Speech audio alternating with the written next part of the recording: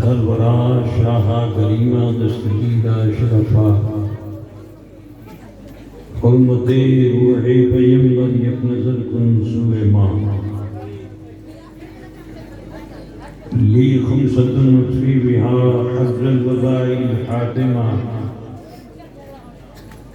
المصطفیٰ والمرتضیٰ وابناہما والفاتمہ وصلی اللہ تعالی علی خیر خلقہ ونور عرشہ ومظہر لطفہ محمد وعلیہ واصحابہ اجمعین برحمتک یا ارحم الراحمین بحق لا الہ الا اللہ محمد رسول اللہ صلی اللہ تعالی علیہ وآلہ وسلم.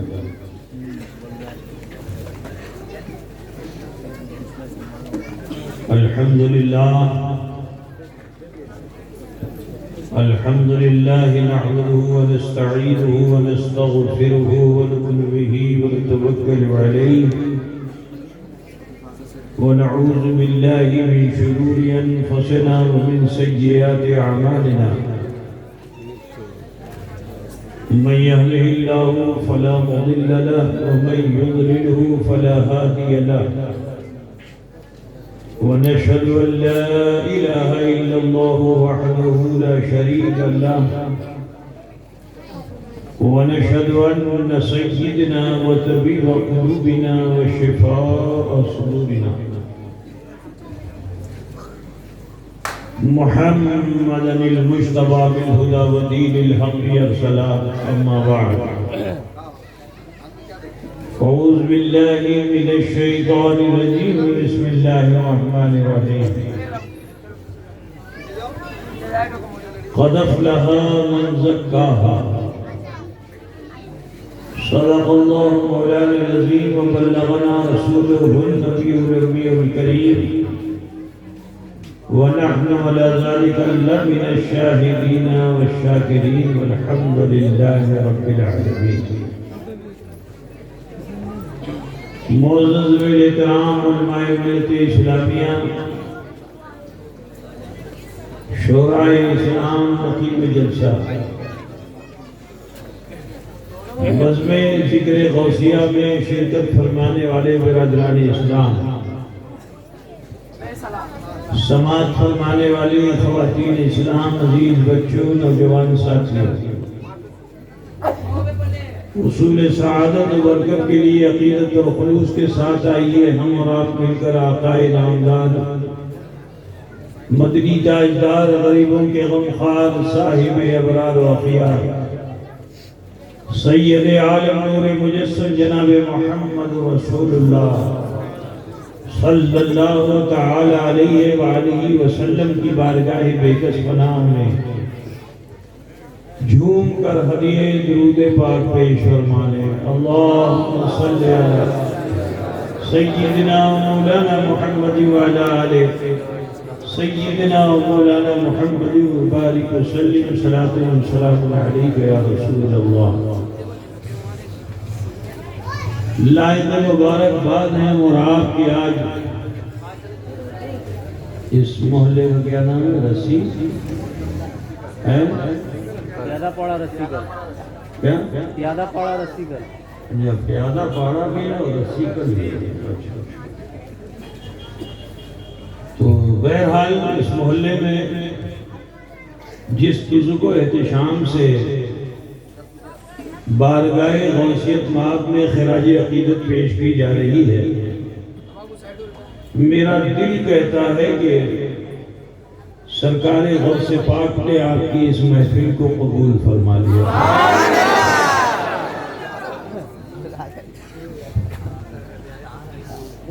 دعا کرتا ہوں اللہ تعالیٰ یہاں کے ہر بڑے چھوٹے مرد و زن کو حضور غوث اعظم رضی اللہ تعالی عنہ کے روحانی فیوز و برکات سے خوب خوب مالا مال فرمائے.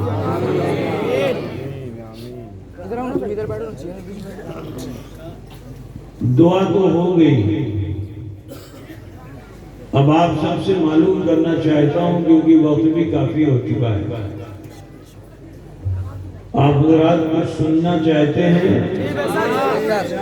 کتنے لوگ نہیں سننا چاہتے ہیں؟ ایسا سننا چاہتے ہیں تو کیسے سنی رہو گے بھائی؟ جوش میں ہوش بہت ضروری ہے نا؟ شعر و شاعری کا دور گزر چکا ہے، میں ایک مصرع بھی نہیں سناؤں گا، ٹھیک ہے؟ لیکن میں چاہتا ہوں کہ بارگاہ غوثیت مآب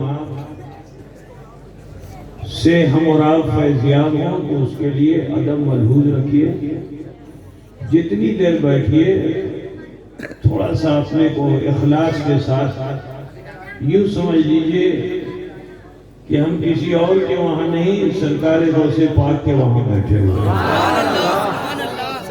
پھر دیکھیے نا ان کا تو باڑا بٹ رہا ہے، بس اپنے کشکول کو سیدھا رکھو گے تو بہت فائدہ ہوگا انشاءاللہ تعالی۔ علماء ملت اسلامیہ نے ہر لحاظ سے غوث اعظم کے فضائل و کمالات کا تذکرہ آپ کے سامنے فرمایا، اور اکثر علماء کرام نے حضور غوث اعظم رضی اللہ تعالی عنہ اللہ عنہ کی زندگی کی مخصوص کرامتوں کا آپ کے سامنے پیش فرمایا، لیکن میں آج آپ کو بتانا یہ چاہتا ہوں کہ حضور غوث اعظم رضی اللہ تعالیٰ عنہ کی بے شمار کرامتیں ہیں، لیکن میری نظر میں وہ سب ان کی عادتیں ہیں، میری نظر میں سب ان کی عادتیں ہیں۔ اور ایک اصول آپ جان لیجئے کہ کوئی اللہ کا ولی اس وقت تک ہو ہی نہیں سکتا جب تک کہ اس سے کوئی کرامت صادر نہ ہو جائے۔ غوث اعظم تو پیروں کے پیر ہیں، غوث اعظم کا قدم ولیوں کے کاندھے پہ ہے، اور میرا یہ بڑا چیلنج ہے، علماء کرام نے آپ کے سامنے بڑی کرامتیں بیان کی، اور ولی بغیر کرامت کے ہوتا نہیں، زندگی میں اس سے ایک کرامت کا صادر ہونا یہ لازمی ہے، جب تک کرامت نہیں صادر ہوگی وہ ولی نہیں ہوگا۔ اور میں نے چیلنج کر دیا کہ غوث اعظم کی جتنی کرامتیں ہیں وہ سب ان کی عادتیں ہیں، تو پھر کرامت کیا ہے؟ بغیر کرامت کے کوئی ولی ہو نہیں سکتا۔ کیا آپ لوگ سننا چاہتے ہیں؟ بولیے، میں زیادہ چیخ چیخ کے باتیں نہیں رکھوں گا، آہستہ آہستہ کچھ باتیں آپ کے سامنے رکھوں گا، اللہ کرے کہ وہ آپ کے دلوں میں اتر جائے۔ غوث اعظم بڑے صاحب کرامت بزرگ ہیں، حضرت بایزید بسطامی بہت پائے کے بزرگ گزرے ہیں جو غوث پاک سے 100 سال پہلے ملک شام میں تھے۔ وہ بایزید بسطامی، ان کا مقام آپ کو بتا دوں کہ بایزید بسطامی کا وہ مقام و مرتبہ تھا کہ ایک مرتبہ حضرت بایزید بسطامی نے اپنی عبادت، ریاضت، تقوی و پرہیزگاری کو سامنے رکھا، جب دیکھا کہ میں کمال پہ پہنچ گیا ہوں تو بشری تقاضے کے تحت ان کے دل میں یہ خیال پیدا ہوا کہ لاؤ دیکھو میرے اور رسول اللہ کے درمیان کتنا فاصلہ باقی رہا، میں حضور سے کتنا قریب ہو گیا۔ ذرا خیال کیجئے، برابری کا خیال نہیں تھا، برابری کا خیال نہیں تھا۔ آج کل تو لوگ برابری کی سوچ رکھتے ہیں، جیسے ہم ویسے وہ، نعوذ باللہ من ذالک، ٹھیک ہے نا؟ ان کا خیال کیا تھا کہ میں کتنا قریب ہوا، اتنا تقویٰ کیا، کتنا قریب، اتنی پرہیزگاری کی، کتنا قریب. تو مواہب لدنیا ایک کتاب ہے، اس کتاب میں انہی کی لکھی ہوئی کتاب میں اس میں آپ تحریر فرماتے ہیں کہ میں مراقب ہوا، مراقبہ کیا میں نے. اب جو مراقبہ کیا تو دیکھتا کیا ہوں کہ میں اپنی کمال کے انتہا پہ ہوں، اور اپنی کمال کی انتہا سے جو میں نے دیکھا تو دیکھتا کیا ہوں کہ میرے اور رسول اللہ کے درمیان 1000 نور کے پردے ہیں. کیا بات ہے. 1000 نور کے پردے حائل ہیں. تو تقاضے بشری کے تحت پردہ اگر لگا ہوتا ہے تو جستجو ہوتی ہے کہ دیکھیں اس طرف ہے کیا. تو آپ فرماتے ہیں کہ میری بشری تقاضے کے تحت یہ جسارت ہوئی کہ دیکھوں اس پردے کے آگے کیا ہے. تو جب میں نے ایک پردے کو سرکانے کی کوشش کی تو دیکھتا کیا ہوں کہ ایک تیز رفتار گھوڑا جو 70,000 میل فی گھنٹے کی رفتار سے دوڑ رہا ہے، اور وہ ایک پردے سے دوسرے پردے کی دوری طے بھی نہ کر پایا. 70,000 سال گزر گئے اور میں غش کھا گیا. ذرا خیال کیجئے، وہ بایزید بستامی ہیں، انہوں نے ملک شام میں کیا فرمایا؟ مجھے میرے دوست کی خوشبو آتی ہے. ملک عراق میں ایک ایسا ولی آنے والا ہے کہ جس کا قدم سارے ولیوں کے کاندھے پر ہوگا. پیدا ہونے سے پہلے ہی غوث پاک کی بشارت حضرت بایزید بستامی نے دی. عزیزان گرامی، ابھی پیشرو خطیب عزیزم سلم ہو میرے بھتیجے مولانا سید نظام اشرف صاحب کے مرید با اخلاص، انہوں نے اپنے خطاب میں اپنا تعارف بھی کروا دیا. وہ تو غالباً چلے گئے، میں نہیں ہے نا، کھانا کھانے جاؤں گا کبھی. ان کی تقریر کے آخری حصے سے میں متاثر ہوا. انہوں نے بتایا کہ باپ کیسا ماں کیسے ہے نا. آپ جانتے ہیں کہ جب ماں باپ کی نیکیاں ان کی اولاد میں آتی ہیں، الولد سر لابی، بیٹا اپنے باپ کے پرتو ہوتا ہے. تو میں یہی بتانا چاہتا ہوں کہ حضرت ابو صالح موسیٰ جنگی دوست ام الخیر سیدہ فاطمہ یہ تو صاحب کرامت ہیں. ان کی عادتیں کرامت کے طور پر پیش ہوتی نہیں ہیں. اس کا اثر بیٹے میں جو آیا تو ماں کے شکم میں اس نے 15 پارے حفظ. لوگ اس کو کہتے ہیں کہ یہ کرامت ہے، لیکن میں یہ کہتا ہوں کہ یہ ان کی عادت ہے. عزیزان گرامی، پیدا ہوئے بڑے بڑے مفتی نہیں دیکھ سکے، نہ ان کے پاس شہادت آ سکی، لیکن ولایت کی نگاہ ایسی کہ آپ نے یکم رمضان کو جیسے ہی پیدائش آپ کی ہوئی آپ نے چاند کو دیکھ لیا. اب جو چاند کو دیکھ لیا تو روزہ ان پہ فرض نہیں تھا، لیکن ایسے متقی، ایسے پرہیزگار کہ بچپن میں ہی پیدا ہوتے ہی آپ نے روزے رکھنے شروع کر دیے. لوگ انہیں دیکھ کر روزہ رکھتے تھے، لوگ انہیں دیکھ کر روزہ کھولتے تھے. لوگ کہتے ہیں کہ یہ ان کی کرامت ہے، لیکن میں کہتا ہوں کہ یہ ان کی عادت ہے.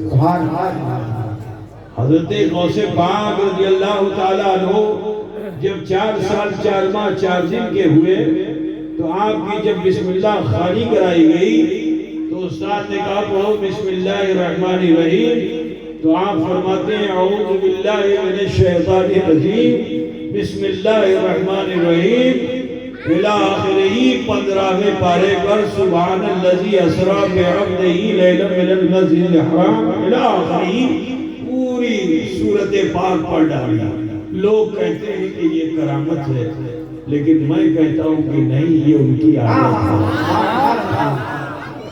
عزیزان گرامی، غوث اعظم کا مقام مرتبہ سمجھو کہ آپ بچپن میں ہی یتیم ہو گئے، آپ کے والد گرامی کا وصال ہو گیا. بھئی ذرا شور مچانا کم کر دو، میں بہت آپ کے حساب سے تقریر کر رہا ہوں. باتیں کرنا بند کر دیجئے، تھوڑی دیر سنیے. غوث اعظم اپنے نانہال میں پرورش پاتے ہیں. جب نانہال پہنچے، بڑا مشکل ہے یار، آپ لوگ کیا کرتے ہو؟ آپ کیا ہیں، والنٹیئر ہیں؟ یہ بلہ لگا کہ آپ کیا کر رہے ہیں؟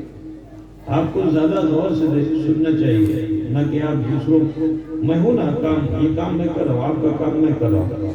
اب آپ تھوڑی دیر کے لیے صرف اپنا کام میری طرف لگا دیجیے، ٹھیک ہے نا بھائی؟ زیادہ دیر آپ کا نہیں لوں گا، مجھے معلوم ہے وقت کافی ہو چکا ہے. اور ادب کو ملحوظ رکھیے، ٹھیک ہے؟ تہذیب کے ساتھ بیٹھو گے تو بہت لے کے جاؤ گے انشاءاللہ. اور میں بالکل تازہ ابھی بارگاہ غوثیہ سے تمہارے وہاں آیا ہوں.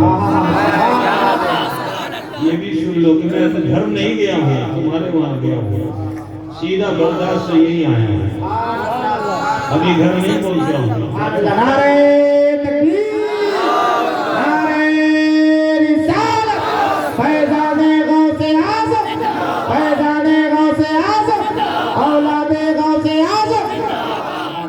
اب سماعت کیجئے، جو آپ پہنچے نانا کے وہاں نانہال میں، تو آدمی جب کہیں جاتا ہے وہاں دوستی ہوئی جاتی ہے. کچھ بچوں سے دوستی ہو گئی. دوپہر کے وقت میں گرمی کا زمانہ تھا، اور ننھے چھوٹے چھوٹے بچوں نے ایک گڑیا اور ایک گڈے کو رکھا. ایک کی گڑیا دوسرے کا گڈا، اور دونوں نے یہ طے کیا کہ بھئی ایسا ہے کہ اس کی شادی ہونی چاہیے. معاملہ طے ہو گیا کہ باراتی اتنے رہیں گے، نکاح کون پڑھائے گا؟ کہا عبد القادر سے اچھا کوئی ہو ہی نہیں سکتا. کیا بات ہے. سارے بچے غوث اعظم کی بارگاہ میں حاضر ہوئے، عرضی لگائی کہ حضور نکاح ہے. سرکار آپ نکاح پڑھا دیجیے. کس کا نکاح ہے؟ کہا ان کا نکاح ہے. کہا یہ غیر شرعی کام مجھ سے نہیں ہونے والا، میں یہ غیر شرعی کام نہیں کر سکتا. نکاح تو زندوں کو پڑھایا جاتا ہے، اس میں تو جان ہی نہیں ہے. کہا یہ وہ نکاح نہیں ہے، دوسرا والا نکاح ہے. بچے کھیلتے ہیں نا، تو کہا مجھے ایسا کھیل نہیں کھیلنا. ہاں اگر تم چاہتے ہو کہ اس کا نکاح ہو تو ایک چھڑی لاؤ. لوگوں نے لا کے چھڑی دے دی. لوگوں نے لا کے چھڑی دے دی. آپ نے ہاتھ میں چھڑی لی، ایک ضرب لگائی گڈے کو، دوسری لگائی گڑیے کو. فرماتے ہیں قم باذنی. حضرت عیسیٰ علیہ السلام تو فرماتے تھے قم باذن اللہ، لیکن غوث اعظم کیا فرما رہے ہیں؟ قم باذنی، میرے حکم سے اٹھ جا. اتنا فرمانا تھا، میرے اشرف کے اشارے پہ تو مورتی زندہ ہوئی تھی، اور غوث اعظم کی ضرب پر گڑیا اور گڈے اٹھ کر کھڑے ہوئے. نانا کو جو پتہ چلا تو بڑے خفا ہوئے. کہا بچپن میں یہ کرتا ہے تو 55 میں کیا کرے گا؟ بچپن میں یہ کرتا ہے تو بڑھاپے میں کیا کرے گا؟ کہا چھوڑوں گا نہیں. ہاتھ میں چھڑی لی اور چل پڑے. یہ خبر غوث پاک کو جو ہوئی نا، تو آپ نے اپنے ساتھیوں سے فرمایا بھاگو بھاگو نانا آتے. اتنا جو کام آگے آگے غوث پاک، پیچھے پیچھے ساتھی، آواز سب یہی لگا رہے ہیں اب بھاگو بھاگو نانا آتے ہیں. اور پیچھے سے حضرت عبداللہ سومئی آواز لگاتے ہیں روک ہم چھوڑوں گا نہیں. یہ آواز ایسی کہ جتنا یہ بولتے ہیں اسپیڈ بڑھتی جاتی بچوں کی، حتیٰ کہ آبادی سے نکل کر قبرستان میں پہنچ گئے. اب جو قبرستان میں پہنچے تو وہاں بھی یہی آواز لگائی جا رہی، بھاگو بھاگو نانا آتے ہیں۔ تو ابھی تک تو بچے پیچھے دوڑ رہے تھے، اب قبرستان میں جو غوث اعظم نے یہ آواز لگائی تو قبروں کے مردے اٹھے اور یہی آواز لگانے لگے، بھاگو بھاگو۔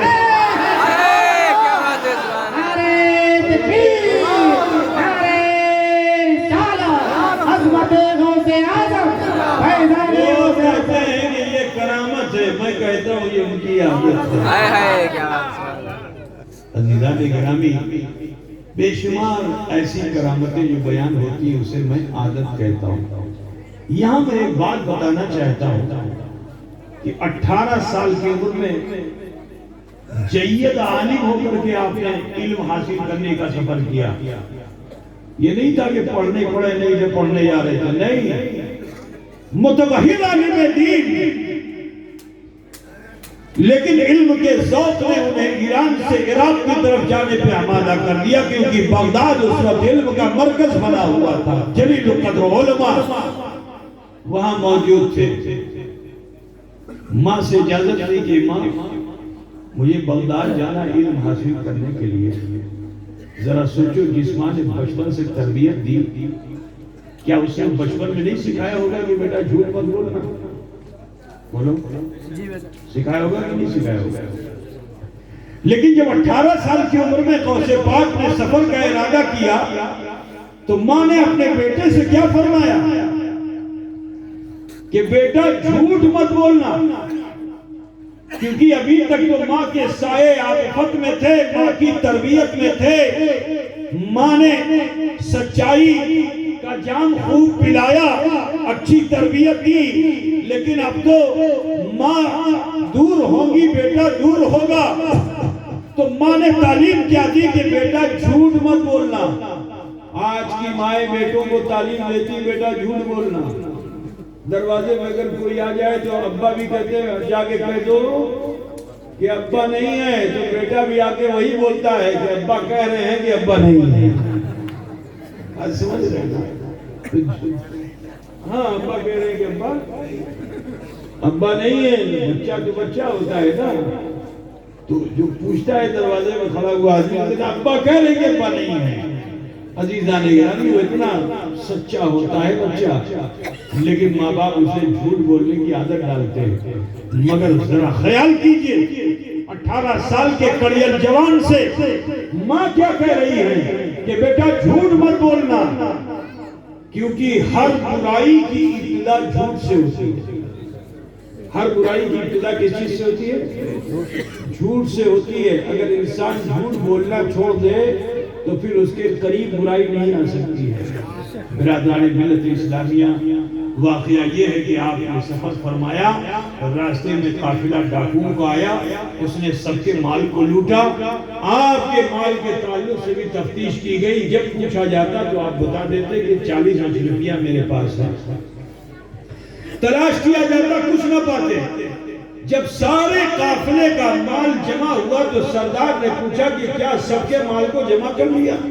تو سارے ڈاکوؤں نے کہا ہاں، سب کے مال کو تو جمع کر لیا، لیکن ایک نوجوان ہے، اس سے جامع تلاشی اس کی ہم کہتے ہیں کچھ نہیں پاتے، لیکن جب پوچھتے تو یہ کہتا ہے کہ 40 روپیہ ہمارے پاس ہے، ہم تلاش کرتے ہیں، ہمیں ملتی نہیں ہے۔ بلائے گئے غوث اعظم، سردار نے پوچھا تمہارے پاس کچھ ہے؟ آپ نے فرمایا ہاں 40 روپیہ ہے۔ سردار نے کہا کہاں ہے؟ کہا یہاں ہے۔ صدری کے بٹن کو کھولا، صدری میں جگہ جگہ اشرفیاں ٹکی ہوئی تھی، جیسے ہی کھولا سب کے سب 40 اشرفیاں زمین پہ گر گئی۔ بولیے اس میں کیا خاص بات تھی؟ لیکن دیکھو اس جھوٹ نہ بولنے کی تاثیر کیسی ہے کہ جیسے ہی غوث اعظم نے اپنی سچائی کا اظہار فرمایا، وہ لوگ کہ جو باطل تھے، جھوٹے تھے، ان پر کیسی ہیبت طاری ہوئی کہ وہ قدموں پہ گرے، مشرف با اسلام ہوئے۔ حضرت غوث اعظم نے جب ان سے فرمایا کہ تو نے کلمہ پڑھ لیا ہے تو سن، اب زیادہ عبادت اور ریاضت کی ضرورت نہیں ہے، میں ایسا سچا ہوں کہ چولوں کو عبدال بنا دیا۔ سبحان اللہ، سبحان اللہ۔ بولو ایک پل میں چور کو ابدال بنا دیا، یہ کرامت نہیں تو اور کیا ہے؟ لیکن میں کہتا ہوں کہ کرامت نہیں ہے، کیا ہے یہ؟ عادت ہے یہ۔ وہی غوث اعظم جب بغداد پہنچتے ہیں تو سرکار غوث پاک مدرسے میں بیٹھے ہوئے تعلیم حاصل کر رہے تھے، اچانک غوث اعظم نے چٹائی کے نیچے اپنا ہاتھ ڈال دیا۔ استاد حیرت زدہ ہیں کہ میری اس جماعت میں اس سے زیادہ ڈسپلن کوئی نہیں بچہ تھا، آج اسے کیا ہو گیا؟ ہاتھ ڈالے جا رہے ہیں، بچے بھی ساتھی بھی سب حیرت زدہ ہیں، آج عبدالقادر کو ہو کیا گیا؟ اور ہاتھ اندر ڈالتے چلے جا رہے ہیں، پسینے پسینہ ہے، چہرے کی رنگت بدلتی جا رہی ہے، چہرے پر پسینے کی بوندیں جمع ہوتی جا رہی ہیں، یہاں تک کہ کچھ دیر کے بعد ہاتھ باہر نکالا تو استاد نے پوچھا عبدالقادر ماجرہ کیا ہے؟ عبدالقادر ماجرہ کیا ہے؟ کہا کچھ نہیں حضور، کہا نہیں کچھ تو ضرور ہے، تم نے آج تک ایسا کچھ کیا نہیں، آج ماجرہ کیا، تم نے ایسا کیوں کیا؟ کہا حضور چھوڑیے جانے دیے، کہا نہیں بتاؤ، تمہیں بتانا ہوگا۔ اب جب استاد نے اصرار کیا تو آپ نے فرمایا کہ میرا ایک چاہنے والا ہندوستان کا، ہندوستانی غوث پاک کے بہت چاہنے والے، کہا میرا ایک ہندوستان کا چاہنے والا دولہ گجراتی، اس کی بارات پوری سمندر میں ڈوب گئی کشتی کے ساتھ، 6 مہینے کے بعد مجھے یاد کیا تھا، 6 مہینے کے بعد یاد کیا تھا، تو پھر میری غیرت نے یہ گوارا نہ کیا کہ کوئی مجھے پکارے، کوئی مجھے دستگیری کے لیے اپنا ہاتھ بڑھائے میری طرف اور میں اس کی طرف اپنا ہاتھ نہ بڑھاؤں، یہ میری تہذیب نہیں، کیونکہ میری صفت ہی دستگیر ہے، میری صفت ہی دستگیر ہے۔ تو میں نے یہ ہاتھ چٹائی کے نیچے نہیں ڈالا تھا، سمندر کی تہ میں ڈال کر اپنے اس مرید کی کشتی کو کنارے لایا۔ سبحان اللہ، سبحان اللہ۔ بولو یہ کیا ہے؟ کیا ہے بولو؟ عادت ہے، کرامت۔ یہ کیا ہے؟ لوگ کہتے ہیں کہ کرامت ہے، لیکن میں کہتا ہوں یہ ان کی عادت ہے، یہ ان کی عادت ہے۔ عزیزو غوث پاک کہ بہت سے واقعے میں آپ کو بتاؤں، ایک ایسا واقعہ ہے کہ اشرف علی تھانوی بھی بول پڑا، ایسا واقعہ وہ بھی چپ نہیں رہ سکا۔ اشرف علی تھانوی جو ہے اس نے اپنی کتاب میں لکھ ڈالا، وہ واقعہ جانتے کیا ہے؟ اچھا ایک بات بتاؤ، ایک آدمی ایک ہی جگہ پہ تو ہوگا، وہی آدمی لکھتا ہے کہ حاضر و ناظر صرف اللہ ہے، وہی آدمی کیا لکھتا ہے؟ حاضر و ناظر صرف اللہ ہے۔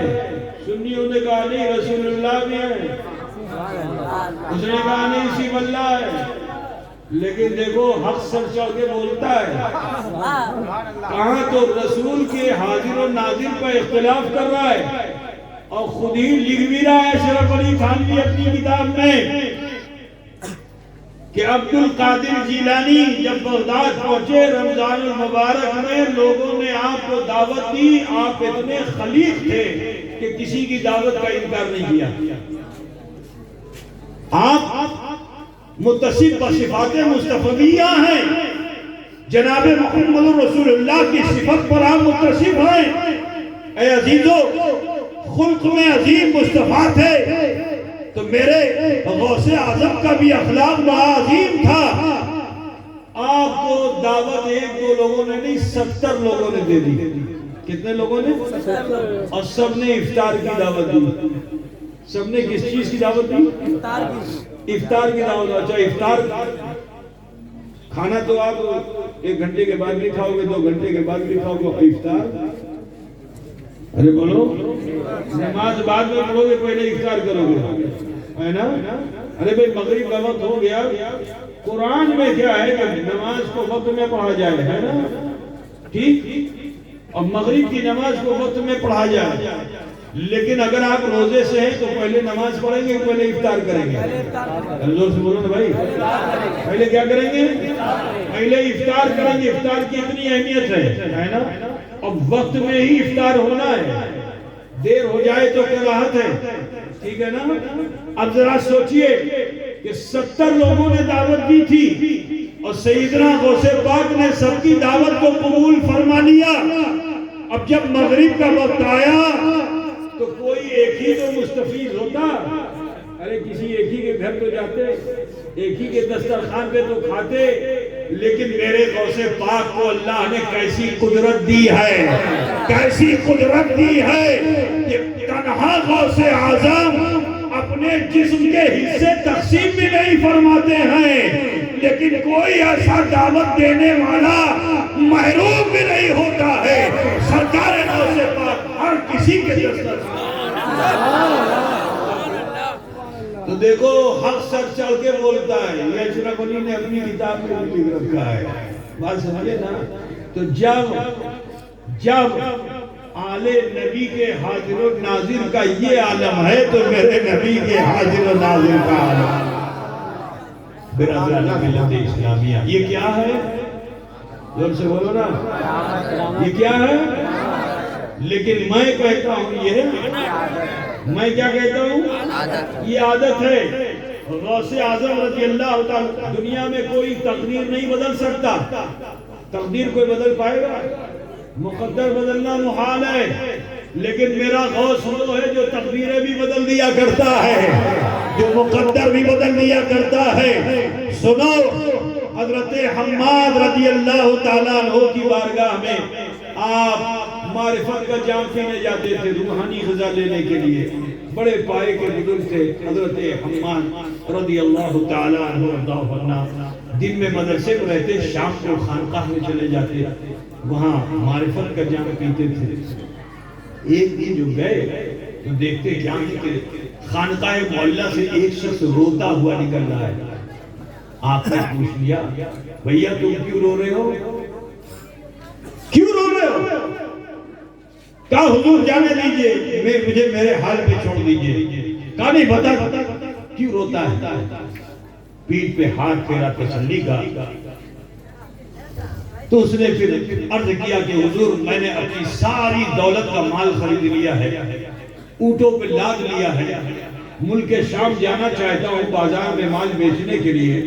میرے دل میں خواہش پیدا ہوئی کہ پیر صاحب میرے حضرت حماد ہیں، چل کے ان سے اجازت لے لوں، دعا لے لوں۔ حضرت کے بارگاہ میں حاضر ہوا اور حضرت سے جو میں نے عرضی لگائی تو میرے پیر نے مجھ سے فرما دیا، دیکھ بغداد شہر کو پار مت کرنا۔ آپ لوگ بنگلہ سمجھتے ہیں کیا؟ سبحان اللہ، بنگلہ سمجھتے ہیں کیا؟ کب بنگال یعنی بغداد شہر کو پار مت کرنا، اگر یہاں سے آگے بڑھ گیا تو موت تیرے قریب ہے، مر جائے گا۔ اور جو کاروبار میں جانا چاہتا ہے بہت نقصان ہوگا، کاروبار میں نقصان بھی ہوگا اور جان کے جانے کا بھی اندیشہ ہے، لہذا اگر زندگی چاہتا ہے تو اسی شہر میں رہے۔